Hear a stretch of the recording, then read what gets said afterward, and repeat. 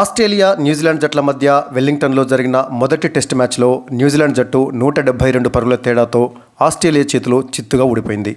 దీంతో భారత cricket fans హ్యాపీగా ఫీల్ అవుతున్నారు. అదేంటి, న్యూజిలాండ్ ఓడిపోతే మనకెందుకు హ్యాపీ అని అనుకుంటున్నారా? మరి అదేనండి, టెస్టులలో ప్రపంచ కప్ అంటే వరల్డ్ టెస్ట్ ఛాంపియన్షిప్ ప్రవేశపెట్టాక మనం ఆడే టెస్ట్ మ్యాచ్లపైనే కాదు, మన ప్రత్యర్థులు ఆడే టెస్ట్ మ్యాచ్లపై కూడా మనకు ఆసక్తి పెరిగింది. ఇంతకీ అసలు విషయం ఏమిటంటే, ఆస్ట్రేలియాపై న్యూజిలాండ్ ఓటమితో ఇప్పటి వరకు WTC పాయింట్ల పట్టికలో అగ్రస్థానంలో ఉన్న న్యూజిలాండ్ రెండవ స్థానానికి పడిపోతే, ఇప్పటి వరకు రెండవ స్థానంలో ఉన్న ఇండియా అగ్రస్థానానికి ఎగబాకింది. అందుకు ఇండియా క్రికెట్ ఫ్యాన్స్ ఖుషిగా ఫీల్ అవుతున్నారు. 2025లో జరగబోయే WTC ఫైనల్స్లో పాయింట్ల పట్టికలో తొలి 2 స్థానాలలో ఉన్న జట్లు తలపడతాయన్న విషయం మనకు తెలిసిందే. తాజాగా ఆస్ట్రేలియాపై న్యూజిలాండ్ భారీ ఓటమితోటి WTC పాయింట్ల పట్టికలో 60 పాయింట్లతోటి రెండవ స్థానానికి పడిపోతే, ఇప్పటివరకు రెండవ స్థానంలో ఉన్నటువంటి ఇండియా 64.58 పాయింట్లతోటి మొదటి స్థానానికి ఎగబాకింది.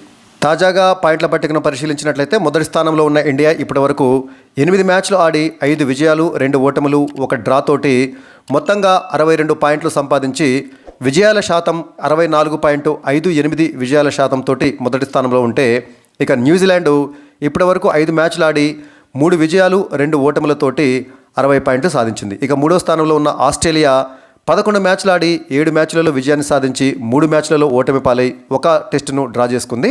దీంతో 59.09 పాయింట్లతోటి మూడో స్థానంలో ఉండగా, ఆశ్చర్యకరంగా అగ్రస్థాయి జట్లను వెనక్కి నెట్టి బంగ్లాదేశ్ ముందుకొచ్చింది.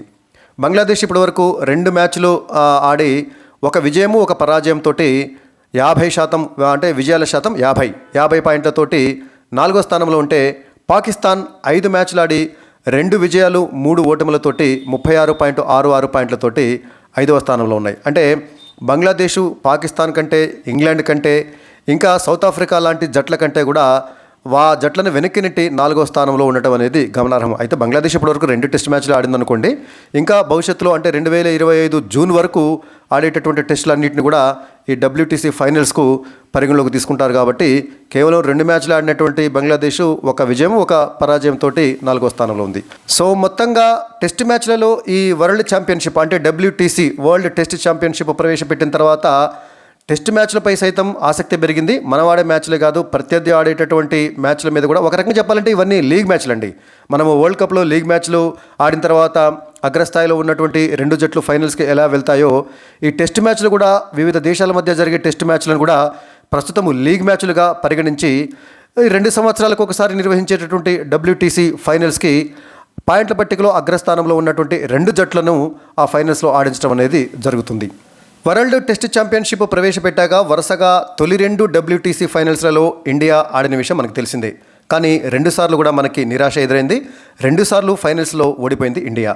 2021లో తొలిసారిగా జరిగిన WTC ఫైనల్స్లో ఇండియా న్యూజిలాండ్పై 8 వికెట్ల తేడాతో ఓడిపోతే, 2023లో జరిగిన WTC ఫైనల్స్లో ఆస్ట్రేలియాపై ఇండియా 209 పరుగుల భారీ తేడాతోటి ఓడిపోయింది.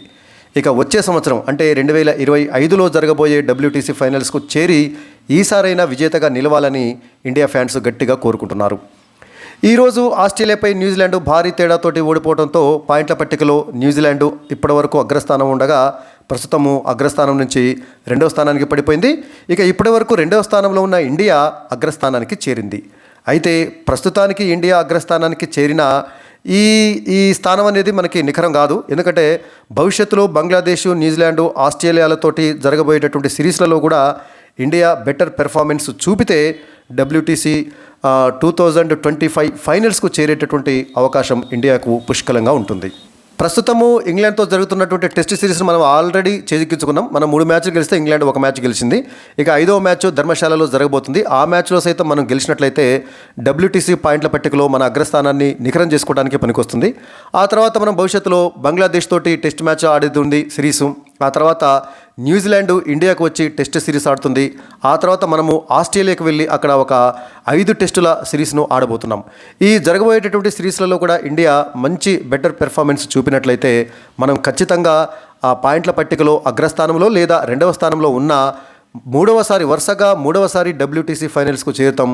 ఈసారైనా మనము కప్పును చేజిక్కించుకోవాలని చెప్పేసి గట్టిగా కోరుకుందాము. మరి మీరేమంటారు? ఏముంది, ఫైనల్స్ వరకు చేరుతాము, కానీ ఫైనల్స్లో చతికిలబడి మనము ఓడిపోవటం సహజమే కదా, అది షరామామూలే కదా, ఫైనల్స్కు చేరడం ఎందుకు, అక్కడ చతికిలబడిపోవటం ఎందుకు, ఈ లోపే ఇంటికి చేరటం మంచిదే కదా అని చెప్పేసి మీలో కొంతమంది అనుకుని ఉండవచ్చు. కానీ అది కరెక్ట్ కాదు. ఓటములు ఎప్పుడూ ఎదురవుతూనే ఉంటుంటాయి, కానీ వాటి నుంచి మనము గుణపాఠాలు నేర్చుకొని ఖచ్చితంగా దాదాపు 10 సంవత్సరాలకు పైగా మనము ఐసీసీ ట్రోఫీని గెలుచుకోలేకపోయినాము. అలాంటి ఆ సుదీర్ఘ నిరీక్షణకు తెరదించాలని, ఈలోపే జరగబోయేటటువంటి T20 వరల్డ్ కప్లో కూడా మరి అదొక ఛాన్స్ ఉంది మనము ఐసీసీ ట్రోఫీ గెలుచుకోవడానికి. సో రాబోయేటటువంటి కొద్ది నెలల్లో ఇటు T20 వరల్డ్ కప్, ఆ తర్వాత WTC ఛాంపియన్షిప్, ఈ మధ్యలో ఛాంపియన్స్ ట్రోఫీ కూడా ఉంటుంది. అంటే రాబోయే కొద్ది రోజుల్లో T20 ఫార్మేట్లో జరిగేటటువంటి T20 వరల్డ్ కప్, వన్డే ఫార్మేట్లో జరిగేటటువంటి ఛాంపియన్స్ ట్రోఫీ, ఆ తర్వాత test championship, world test championship, ఈ 3 ఫైనల్స్ జరగబోతూ ఉన్నాయి. ఈ 3 ఫైనల్స్లో ఇండియా చేరాలని, ఖచ్చితంగా ఐసీసీ ట్రోఫీని మనము సగర్వంగా ఎత్తుకోవాలని చెప్పేసి కోరుకుందాము. మరి మీరేమంటారో కామెంట్ సెక్షన్లో కామెంట్ చేయండి.